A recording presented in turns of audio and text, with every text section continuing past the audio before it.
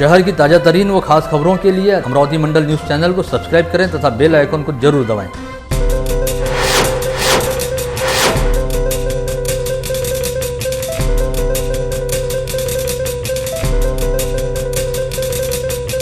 नमस्कार, दैनिक अमरावती मंडल के मंडल news bulletin में आप सभी का स्वागत है।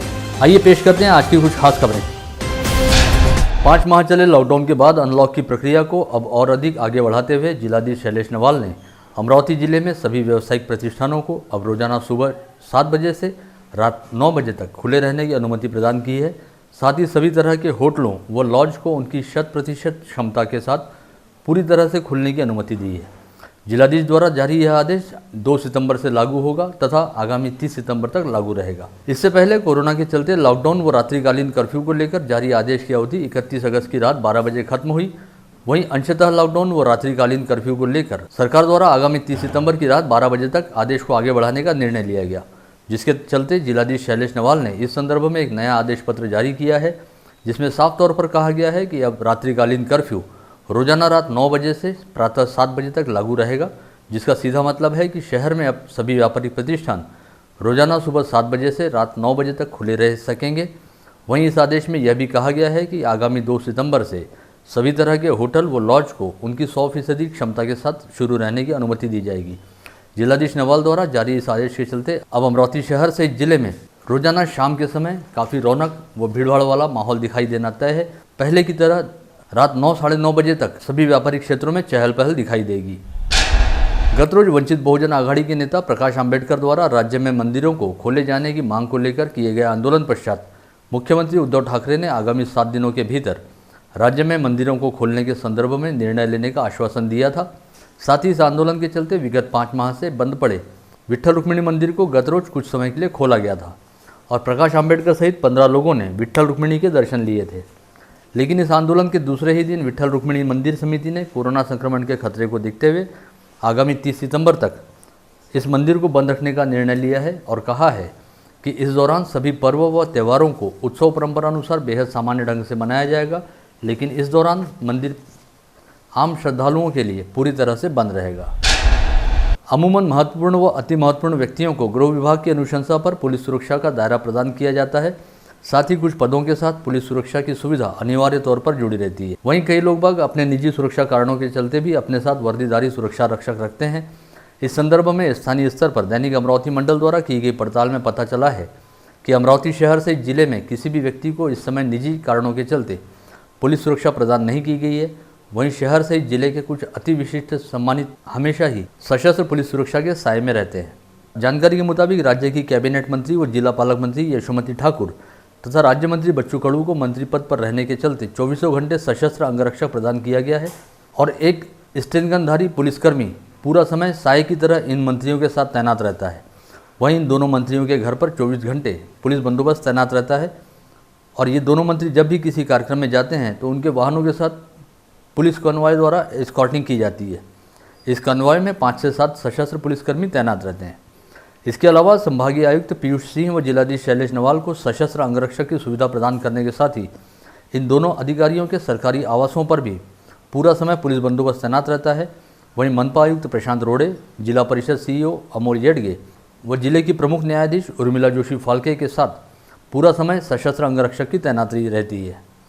इन सबके साथ ही जिले की सांसद नवनीत राणा के पास 2 सशस्त्र महिला पुलिसकर्मी व स्थानीय विधायक सुलभा खोड़के के पास 1 सशस्त्र महिला पुलिसकर्मी की बतौर अंगरक्षक तैनाती है। वहीं विधायक राजकुमार पटेल, देवेंद्र भुयार, रवि राणा तथा शिक्षक विधायक श्रीकांत देशपांडे के पास भी पूरा समय 1-1 सशस्त्र पुलिसकर्मी बतौर अंगरक्षक तैनात रहता है। इन तमाम लोगों के अलावा जिले के अन्य किसी नागरिक द्वारा इस समय किसी भी निजी सुरक्षा कारण के चलते पुलिस सुरक्षा की सुविधा नहीं ली गई है। जारी शैक्षणिक सत्र में विद्यार्थियों को महाविद्यालयीन प्रवेश हेतु 30 सितंबर तक समयावधि देने का महत्वपूर्ण निर्णय संत गाड़गे बाबा अमरावती विद्यापीठ द्वारा लिया गया है। इस निर्णय के चलते विद्यापीठ अंतर्गत आने वाले 5 जिलों के 400 महाविद्यालयों व हजारों विद्यार्थियों को बड़ी राहत मिलती दिखाई दे रही है।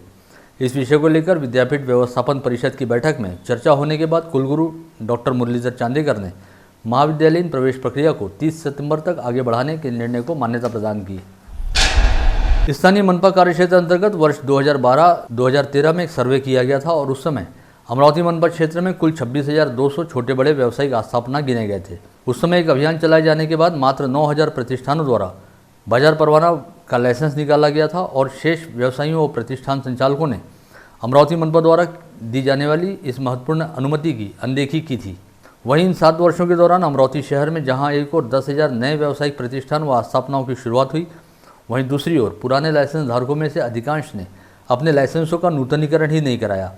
इस विषय को लेकर दैनिक अमरावती मंडल ने विगत 19 अगस्त को अपने अंक एवं बुलेटिन में पूरी प्रमुखता के साथ समाचार प्रकाशित व प्रसारित किया था, जिसके चलते अब इस विषय को लेकर मनपा की आगामी आम सभा में एक प्रस्ताव पेश किया जाएगा, जिसमें अमरावती मनपा क्षेत्र के सभी व्यावसायिक प्रतिष्ठानों एवं सभी छोटे बड़े आस्थापनाओं को अनिवार्य रूप से बाजार परवाना लाइसेंस के दायरे में लाने पर चर्चा की जाएगी। पता चला है कि अमरावती मनपा क्षेत्र में जिन जिन व्यवसायियों, प्रतिष्ठानों व आस्थापनाओं द्वारा बाजार परवाना लाइसेंस नहीं निकाला गया है, उन्हें मनपा क्षेत्र में अपना काम शुरू करने की तारीख से लेकर अब तक दंडात्मक राशि का भुगतान करना होगा। मंगलवार 1 सितंबर से अमरावती शहर के 3 सेंटरों पर अभियांत्रिकी प्रवेश पात्रता हेतु जेईई मेंस की ऑनलाइन परीक्षा ली जानी शुरू की गई है, जिसमें पहले दिन कुल पंजीकृत परीक्षार्थियों में से करीब 25 से 30% छात्र छात्राएं अनुपस्थित रहे और कुल 386 छात्र छात्राओं ने 2 शिफ्ट में ऑनलाइन तरीके से जेईई मेंस का पर्चा हल किया। मंगलवार की सुबह 9 से 12 बजे के बीच पहली शिफ्ट में सिटीलैंड परिसर स्थित सेंटर पर कुल 191 परीक्षार्थियों को यह परीक्षा देनी थी, लेकिन यहां पर केवल 121 परीक्षार्थी उपस्थित रहे, जिनकी पहली शिफ्ट में ऑनलाइन परीक्षा ली गई। पश्चात अपराह्न 3 से 6 बजे वाली दूसरी शिफ्ट में सिटीलैंड स्थित सेंटर पर 238 तथा विद्यापीठ कैंपस स्थित सेंटर पर 116 परीक्षार्थियों को परीक्षा देने हेतु बुलाया गया था, लेकिन परीक्षा शुरू होने तक यहां पर 25% विद्यार्थी अनुपस्थित थे और दोनों सेंटरों पर करीब 265 परीक्षार्थियों ने जेईई मेंस का पर्चा हल किया। बता दें कि आगामी 6 सितंबर तक चलने वाली इस परीक्षा में अमरावती जिले से 4,297 परीक्षार्थी शामिल हो रहे हैं, जिनके लिए शहर में 3 सेंटर बनाए गए हैं, जिनमें सिटीलैंड स्थित हाई ऑन डिजिटल जोन व समता कॉलोनी परिसर में नानीबाई कॉलेज के पास स्थित महालक्ष्मी न्यूटेक सहित विद्यापीठ कैंपस परिसर का समावेश है। विदर्भ में हुई मूसलाधार बारिश की वजह से इन दिनों भंडारा, गोंदिया, गढ़चिरौली व चंद्रपुर जैसे जिलों में काफ़ी नुकसान हुआ है और सैकड़ों परिवार बाढ़ से प्रभावित हुए हैं। वहीं दूसरी ओर मंगलवार 1 सितंबर से अभियांत्रिकी प्रवेश पात्रता हेतु जेईई मेंस की परीक्षा शुरू हुई है, जिसके मद्देनजर राज्य के उच्च व तंत्र शिक्षा मंत्री उदय सामंत ने पूर्वी विदर्भ के विद्यार्थियों को राहत देते हुए कहा है कि उन्हें जेईई मेंस की परीक्षा को लेकर फिक्र करने की जरूरत नहीं है तथा राज्य सरकार वैदर्भी विद्यार्थियों का शैक्षणिक नुकसान नहीं होने देगी। उच्च व तंत्र शिक्षा मंत्री उदय सामंत के मुताबिक उनकी इस संदर्भ में केंद्रीय स्तर पर बात हुई है और इन जिलों के विद्यार्थियों को अलग से परीक्षा देने हेतु एक अवसर उपलब्ध कराया जाएगा। इस समय कोरोना को लेकर जारी हालात को देखते हुए व्यापक जनहित के मद्देनजर राज्य सरकार के ग्राम विकास विभाग द्वारा महाराष्ट्र जिला परिषद व पंचायत समिति अधिनियम 1961 की धारा 158 की उपधारा 1 के तहत अचल संपत्ति पर लगने वाले मुद्रांक शुल्क अधिभार को कम करने का निर्णय लिया गया है। इस संदर्भ में विगत 28 अगस्त को एक सरकारी अध्यादेश जारी करते हुए जानकारी दी गई। यह आदेश आगामी 31 मार्च 2021 तक लागू रहेगा। गत रोज देश के पूर्व राष्ट्रपति भारत रत्न प्रणब मुखर्जी का लंबी बीमारी पश्चात 84 वर्ष की आयु में निधन हो गया था, जिसके बाद केंद्र सरकार द्वारा देश में 7 दिनों का राष्ट्रीय शोक घोषित किया गया है। ऐसे में अमरावती शहर से जिले में स्थित सभी सरकारी कार्यालयों पर लगे राष्ट्रीय ध्वज तिरंगे को आधा झुका दिया गया है और इस व्यवस्था के तहत ध्वज स्तंभ की आधी ऊंचाई पर तिरंगा ध्वज फहराया गया है। जिले में मंगलवार 1 सितंबर को 72 लोगों की कोरोना टेस्ट रिपोर्ट पॉजिटिव आने की जानकारी है। इसके साथ ही कुल संक्रमितों का आंकड़ा 5,800 के स्तर को पार कर 5,822 पर जा पहुंचा है। जिला सामान्य अस्पताल द्वारा दी गई जानकारी के मुताबिक मंगलवार की दोपहर तक RT-PCR टेस्ट के जरिए 42 लोगों की कोरोना टेस्ट रिपोर्ट पॉजिटिव आई। वहीं सूत्रों से मिली जानकारी के मुताबिक मंगलवार की शाम तक रैपिड एंटीजन टेस्ट में करीब 30 लोग कोरोना संक्रमित पाए गए हैं।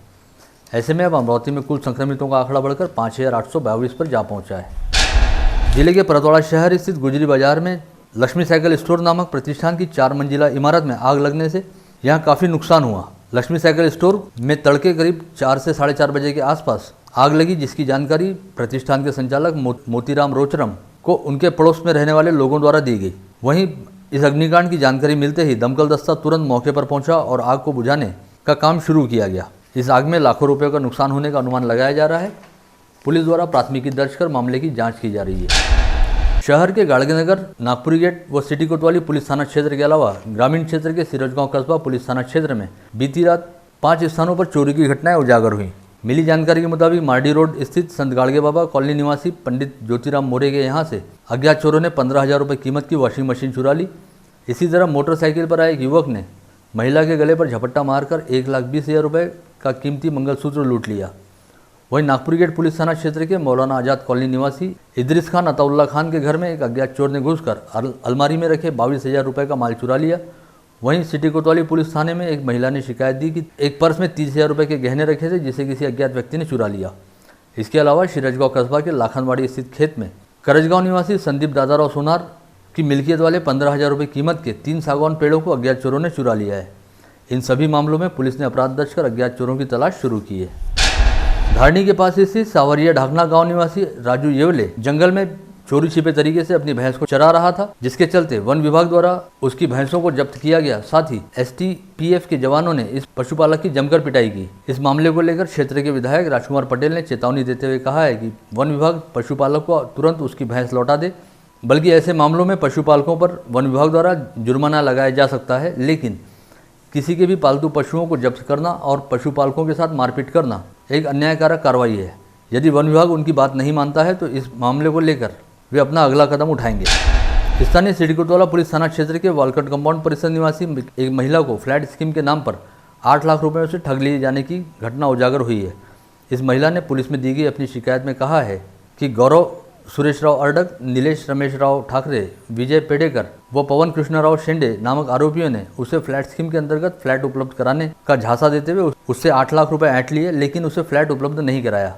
इस महिला की शिकायत पर कोतवाली पुलिस ने चारों आरोपियों के खिलाफ धोखाधड़ी का मामला दर्ज करते हुए मामले की जांच शुरू की है। गत रोज चांदरू बाजार तहसील के सरफाबाद गांव में तुड़ियापुर गढ़ी निवासी 17 वर्षीय मोहम्मद फैज अब्दुल हफीज़ नामक लड़का पूर्णा नदी में डूब गया था, जिसके बाद उसकी तलाश लगातार जारी थी। मंगलवार की सुबह 10 बजे के आसपास मोहम्मद फैज की लाश यहां से 7 किलोमीटर दूर हिरुलपुरना गांव के पास पाई गई। पुलिस ने घटनास्थल का पंचनामा करते हुए लाश को पोस्टमार्टम के लिए रवाना कर दिया है। इसी के साथ आज का बुलेटिन यहीं समाप्त होता है। कल दोबारा आप सभी से मुलाकात होगी ऐसे ही कुछ खास खबरों को लेकर। तब तक के लिए नमस्कार।